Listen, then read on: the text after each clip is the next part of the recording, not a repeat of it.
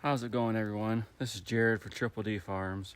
Triple D Maple today. We're out in the sugar bush replacing our spouts. We use a polycarbonate spout for our maple operation, and they're considered to be seasonal spouts. So every year we come out and we replace those with a new spout, and it's supposed to cut down on the amount of bacteria that is in the tap hole when the taps are in the trees. So we like to come out after the temperatures drop to consistently 50 or below or so, usually late November, early December before we tap the trees. Come out, cut the spouts off, put the new ones on. The other thing we're doing is we're inspecting our lines, our tubing and everything to see if there's any damage, any trees that have fallen down, or any damage that we could see from animals or things are pulled apart or anything like that, to try to assess what we want to do. I like to do one job at a time in the woods, carry less tools, move a little bit faster, do one job at a time.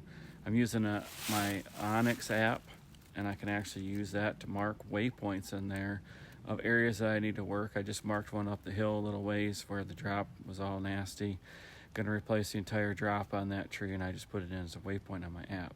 What I have in my hand is a tubing. So this is a drop line, and the idea is you tap the tree up here somewhere, the sap comes down, goes into your T connector right here on your line, and goes into the line on down to the main line. This is a 5/16, what we call a lateral line that runs around the tree with the drop line. But right here is the old spout, and right back up just a little ways, about 6 inches right there, is where an animal has been chewing on it. They didn't chew through it, but it's chewed pretty good. So we're going to actually cut this one off way up here, and I'm using my pruning shears. These are anvil cutting pruning shears. These are actually our Spouts brand. Super sharp, work super good. They have the spring in here, so when you let go, they open back up where they're supposed to be, which is great. They got a lock to lock them shut, fit them in your pocket. I got these at Alley's discount store for like $4. I bought like 3 pairs. But great. So we're going to cut this off. When we're looking at our drops, we're replacing our spouts. We're also looking at our drops and trying to eliminate the amount of mold and dingy spots that are in the drop line. Now this drop line is actually pretty clean, except for it has some damage here.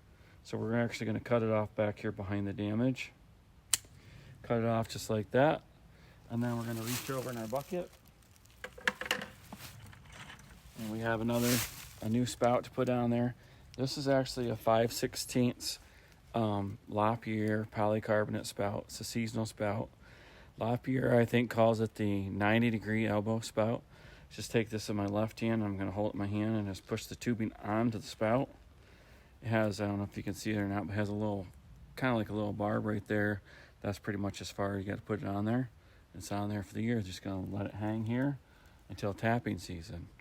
So we're really out here just kind of getting this done. We've got about 200 or so done, and about somewhere between 2,900 and 3,000 to go. And let's see if we can show you some of this other stuff here. So you can see right here, there's this old dead tree that fell down, and it's got a 5/16 line under it, so it pulled those 5/16 lines down. So we're gonna have to come out here, obviously it doesn't look like the tree is any value for firewood, so we'll probably just come out here to cut a section out of it, enough to get that line up out of there so that we can have the line where we want it to be. Probably have to do some tightening. See the one up above there, it's got a little bit of a sag in it too. So we're just out here, we're going to follow this main line. We're going down the main line. We're going to follow this main line down, do every spout on this main line.